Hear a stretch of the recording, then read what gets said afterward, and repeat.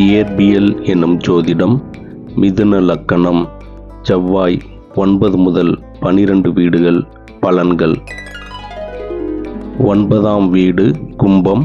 செவ்வாய் சம வீடு. பாக்கியம் தடை. தந்தையுடன் புரிதல் இல்லாத உறவு. கடின உழைப்பால் வெற்றி. சாந்தமான மனம் தேவை. 10ஆம் வீடு மீனம். செவ்வாய் நட்பு வீடு.